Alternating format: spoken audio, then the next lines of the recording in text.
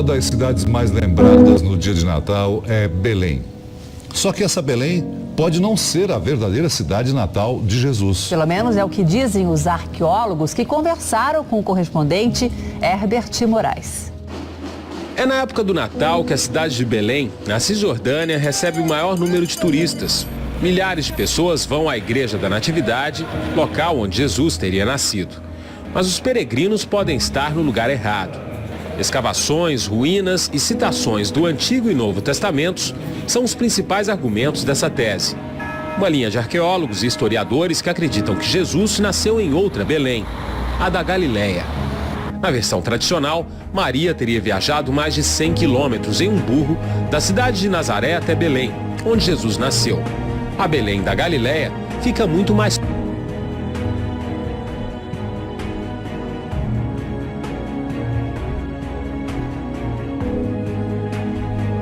A Belém da Galileia fica muito mais próxima de Nazaré, apenas 7 quilômetros. E ó são os moradores mais antigos dessa outra Belém. No quintal de casa, o historiador mostra relíquias de 2000 anos atrás. Uma mulher grávida de 9 meses não conseguiria andar tantos quilômetros no lombo de um burro. Faz muito mais sentido que a Belém do nascimento seja da Galileia, afirma. Historiadores acreditam que os autores do Evangelho trocaram as Beléns para associar os locais do nascimento de Jesus e do rei Davi.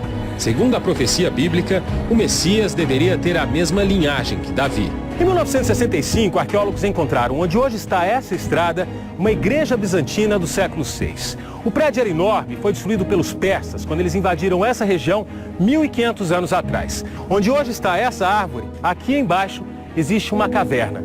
E era justamente este ponto, o altar principal da igreja. Para este arqueólogo, a caverna teria sido o local do nascimento de Jesus. Segundo Aviram, a igreja, que foi construída 6 séculos depois, tinha 40 metros de extensão. Como pode uma igreja desse porte ter sido construída por aqui? Sinal de que esse lugar tinha um significado. Jesus pode ter nascido aqui sim, afirma. Jesus was probably born here. Depois que divulgou a tese, o arqueólogo foi rebaixado de posto na Autoridade de Antiguidades de Israel e não recebe mais incentivos para outras escavações. Depois que divulgou a tese, o arqueólogo foi rebaixado de posto na Autoridade de Antiguidades de Israel e não recebe mais incentivos para outras escavações. As ruínas da igreja foram tampadas com asfalto. Até mesmo o Vaticano ignorou essa história. Eles acreditam na tradição e não querem que as escavações continuem. Eu, particularmente, acho tudo isso fascinante.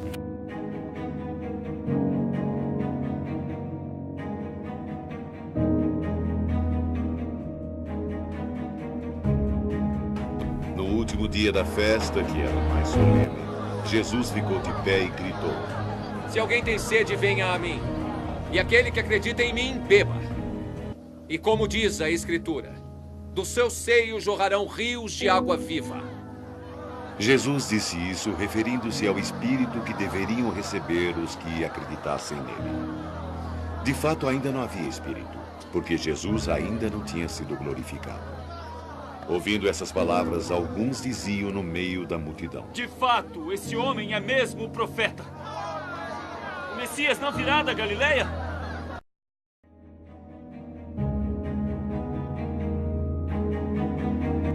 De acordo com a nossa lei, um homem não pode ser condenado sem primeiro ser ouvido e ter-se conhecimento do que ele faz. És tu também da Galileia? És tu também da Galileia? Examina as Escrituras e verás que da Galileia nenhum profeta surgiu.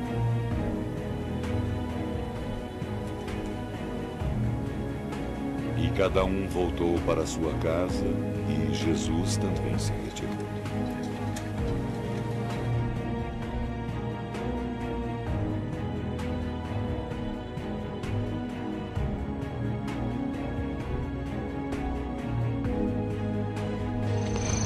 O que foi? Tumulto na cidade. Caifás prendeu um profeta e ele está sendo interrogado agora. Quem? Um certo Galileu. Parece que os fariseus o odeiam muito. Um Galileu? De quem falas?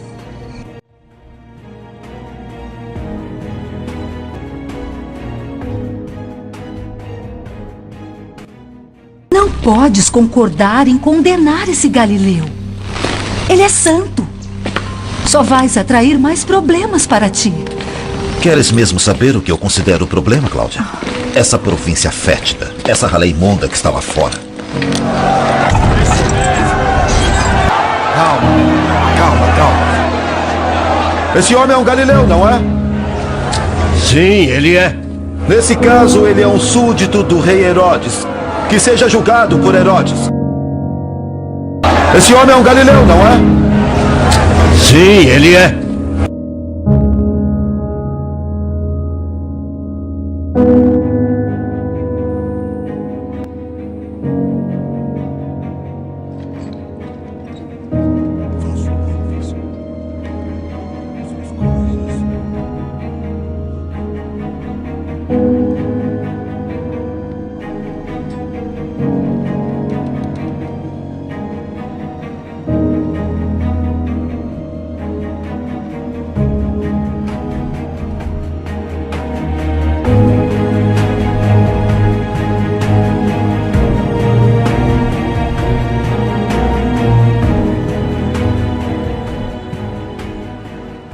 Vamos!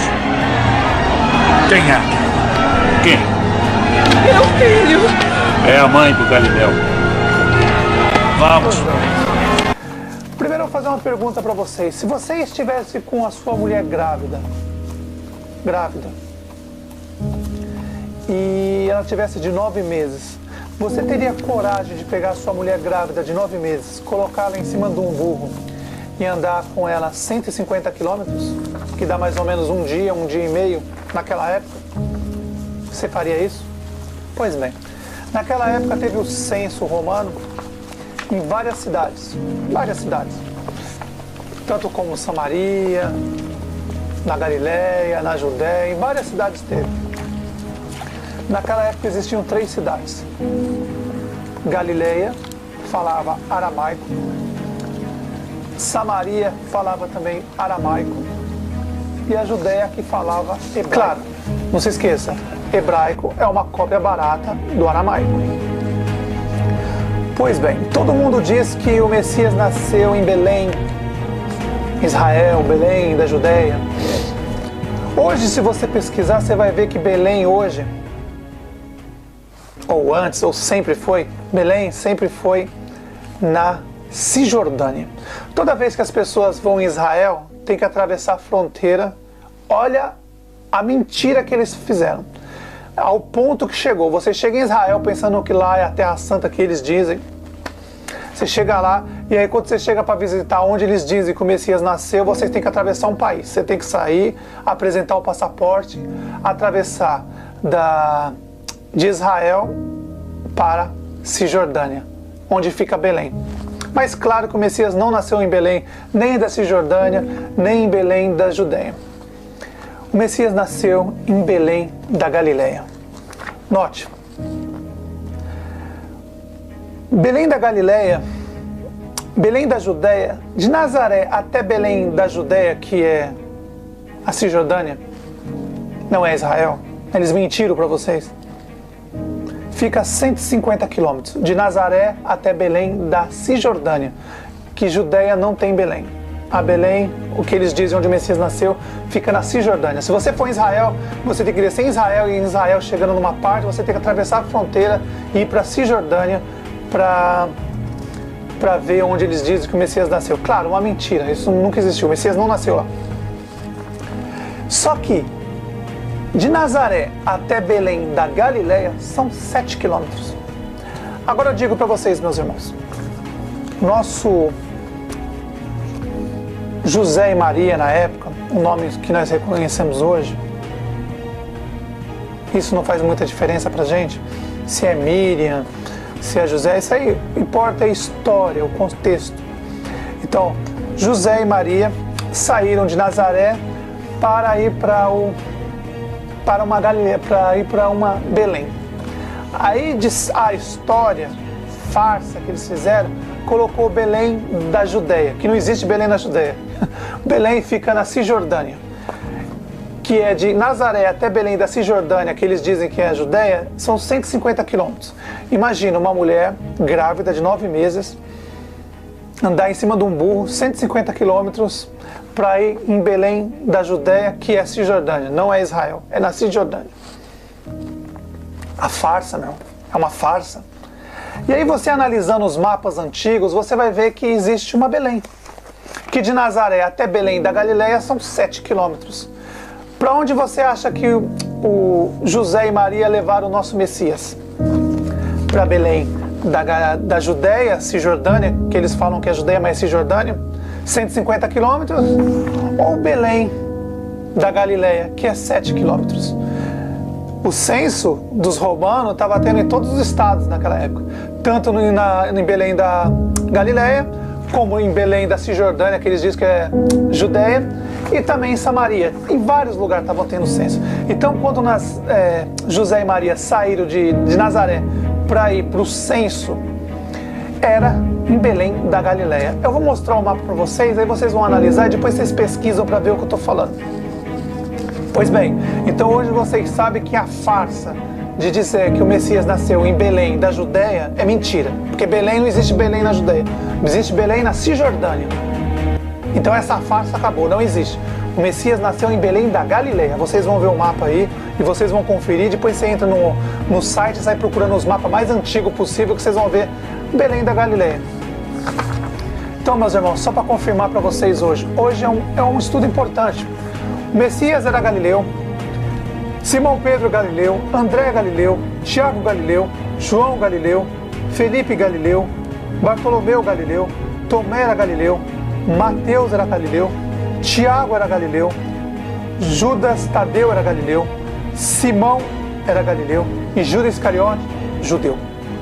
Todos esses, tirando Judas Iscariote, falava aramaico. Judas Iscariote nasceu na Judéia. Tenta entender, meus irmãos, quando o nosso Messias escolheu os 12 apóstolos, ele escolheu 11 galileu e 1 judeu. Os 11 galileu falavam aramaico. Judas Iscariote falava hebraico. Não se esqueça, hebraico é uma cópia barata do aramaico. Nota, meus irmãos, o que o nosso Messias fez. Ele mandou uma mensagem pra gente. 12 são galileus. Desculpa, 11 são galileus. 1 é judeu. E quem traiu o nosso Messias? Não foi o judeu? Essa mensagem que o Messias queria mandar pra gente. Olha, escolhi 12 homens. 11 são galileus e 1 é judeu. Entendeu, meus irmãos? Judeu. Judas Iscariote era judeu. Quem perseguiu o nosso Messias foram os judeus. Quem mandou os romanos matar nosso Messias foram os judeus. Não tenho nada contra os judeus, mas a verdade seja dita. Eles colocaram a responsabilidade sempre em Roma. Então, meus irmãos, 11 apóstolos galileus falavam aramaico. 1 apóstolo era judeu e falava hebraico.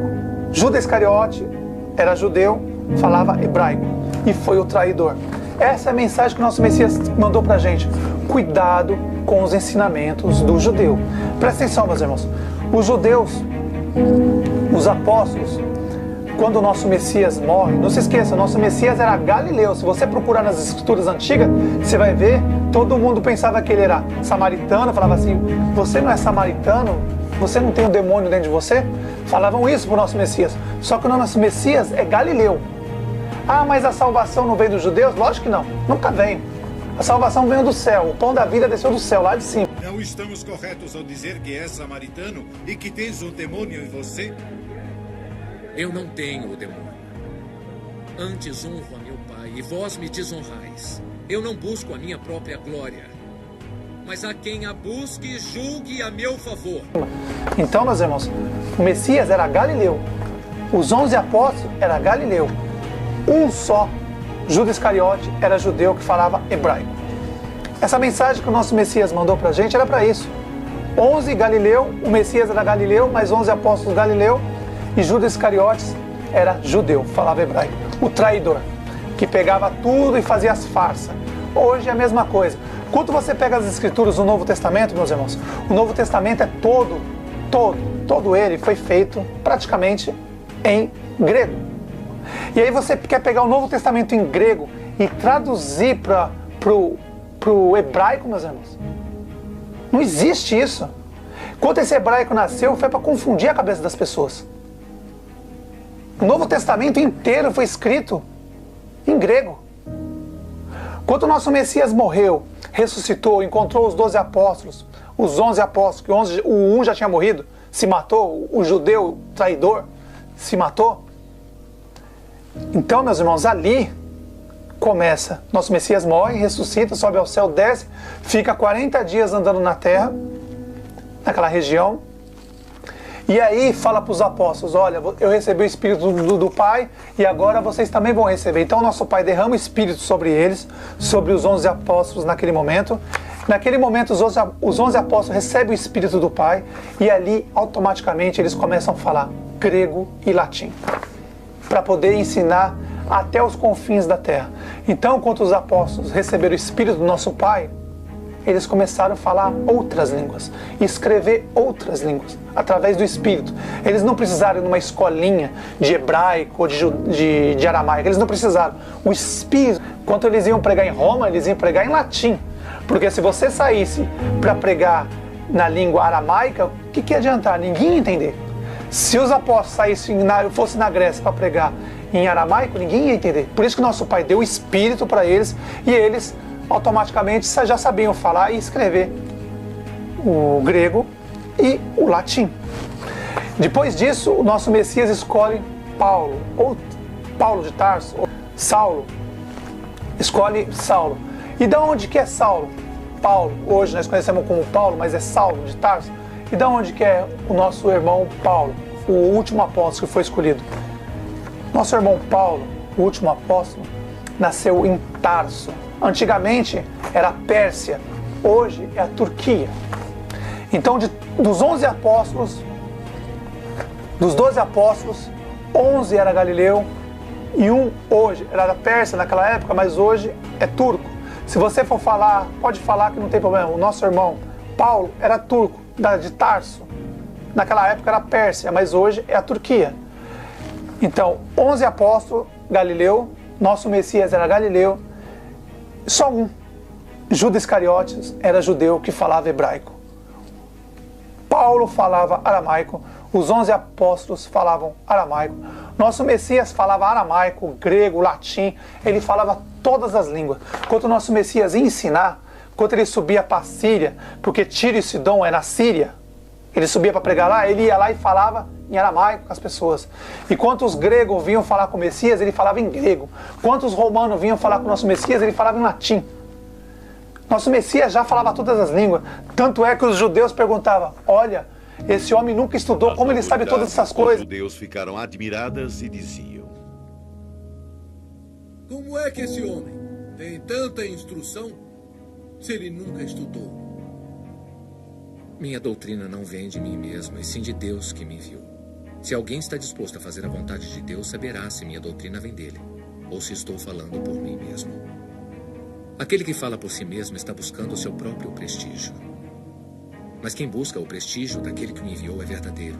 Por quê? Porque nosso Messias já sabia falar o latim, falava o grego, falava o aramaico. Ele ensinava em todas as línguas já. Aí depois que ele morre, ressuscita, o nosso Pai, através do nosso Messias, derrama o Espírito sobre os apóstolos e ali eles começam a falar o latim e o grego. E ali ele sai falando em todos os países ali da Europa, que hoje é a União Europeia. Eles vão para a Grécia, vão para Roma e todos os países ali